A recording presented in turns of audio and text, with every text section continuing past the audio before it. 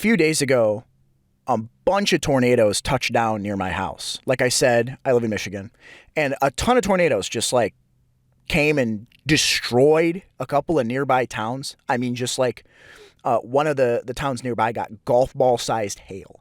And I think it was one of the first times we ever had a like state of emergency for tornadoes out here in Michigan. It was kind of crazy. You know, what I found really interesting is that, like I said before, I used to work in real estate, and when I did this as a digital media guy in real estate, I maybe did like I did media for maybe 1 to 3, sometimes 4 or 5 houses a day. And when this happened, I wasn't really like paying attention to like things other than my job. You know, like I get in my car, I drive for maybe 6 hours a day here and there, and then I come home. And like if it was going to rain, I wouldn't have shoots that day. You know what I mean? Like I wouldn't be going outside anyway. What I think's interesting is that when that was kind of going on, there were a good couple of days when I would be driving down the road and all of a sudden it would start to rain and I could see the storm was coming. I didn't know the storm was coming an hour prior, but I'm just driving to my next shoot or driving home and it starts to rain. And oh, now it's storming. Oh, now it's downpouring. Oh, wait, I got to like pull over because there's hail, right? That happened probably a good 5 or 6 times. And when this happened, I remember being kind of blindsided by it because I was like, oh gosh. And there were even times where I would be I'd have to stay at a homeowner's house because I couldn't go because of a storm. That happened a couple times where once I was in a vacant house and I lost power at the house because of a storm and I just had to like wait. I was there by myself, you know. So these things have happened to me before. And what's interesting is the fact that I didn't know before the storm came that the storm was coming had no real impact on my response to the storm. So what I mean is I wasn't like looking at the weather like 2 days prior going, oh my gosh, there's going to be a terrible storm in 2 days. And then I spend the next 2 days stressing. That didn't happen. I was just doing my job. And then, oh, hey, a storm. Oh, hey, I hear tornado sirens. Like it just kind of like happened. And it made me think of a broader theory, which is something that I think a lot of people maybe think about in passing, but it's been on my mind a little bit, especially since the pandemic is over, at least for now, thankfully.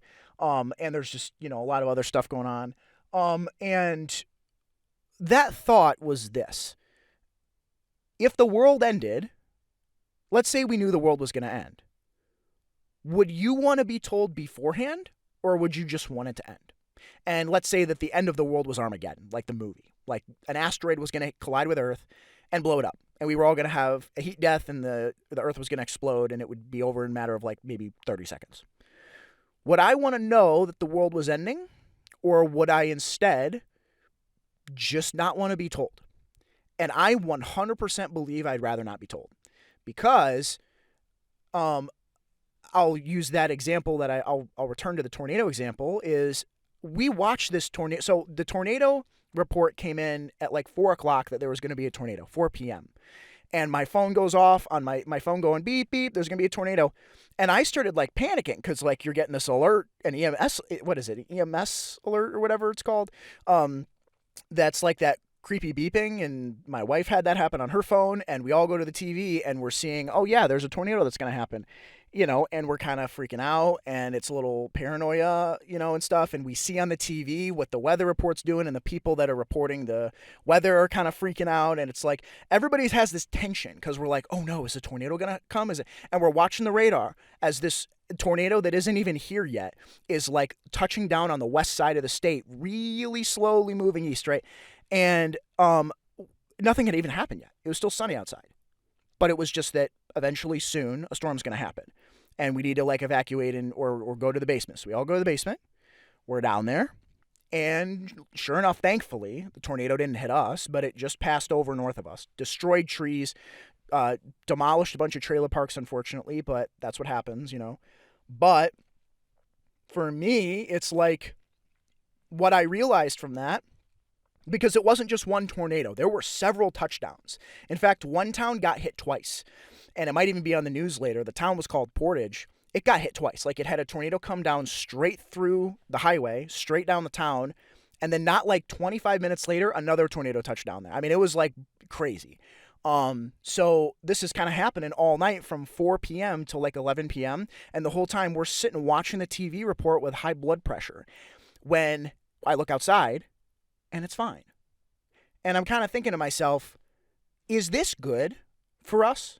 Like is it good for us to be so connected to things that we have the through line to be able to go in this many minutes at this time this bad thing might happen. It's like I don't know how healthy it is because this isn't just with respect to the tornado incident. I mean just in general, like bad things that happen now, we know about them in probably like an hour, depending on the scope.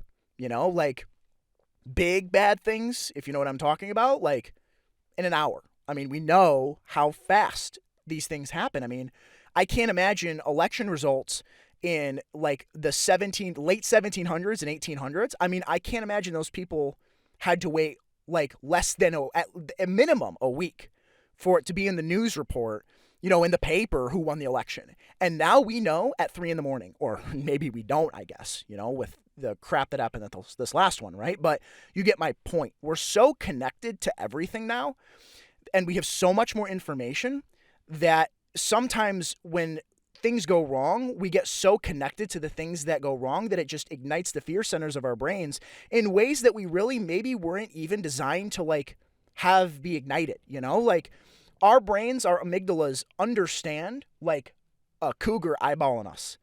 And, there's a tree near me and there's a cougar near me, and I got to get to that tree as fast as I can because that cougar's going to hit me. And our brain can't differentiate the difference between that cougar being 15 feet away from me and being on the other side of the planet relating to people that I've never met in a conflict that I don't know anything about, you see? And so because of that, it's kind of like been on my mind lately that not just that we like need to unplug, but for me, like if the world's going to end, it can end without me. Like it doesn't have to be this kind of thing where if the world's going to end, I'm not going to sit there on my phone checking how the end of the world is going. Like I don't think that that's like a healthy thing to do. I think that we do it subconsciously because like I said, our amygdalas and our brains are wired to be constantly on the lookout for that fear and that thing that's going to hurt us when in reality nothing's really happened yet. So for instance, when the pandemic happened, it started in like late November, December of 2019, and it wasn't like real for any of us until a certain point. I mean, it was real on the news, but it happened to hit us in our daily lives at different points, depending on where we were. And for some people, it hit harder, unfortunately, and for some people, it didn't. I mean, I was in college, and in March, like, we started getting emails about classes being canceled. And then suddenly we had to wear masks, and it was like, that's how that hit us. But it didn't hit us till 3 months after. And then, like I said, we're all just kind of sitting locked down, super connected to the news, and we're not allowed to go outside in some countries. And it's like, there is no way that being connected to everyone, including all of the catastrophes and disasters and the end of the world, being so connected has just allowed us to be able to see all of the different ways things can go wrong at a moment's notice. And our brains just aren't built for that. I don't think our brains are built for they're built for looking at the cougar 15 feet away from us, not the cougar on the side of the planet, on the other side. We're not built for that. We're built for significantly more short-term stuff. And there's long-term ramifications for living in that fear. And like I said, if the world ever ends, it can end without me.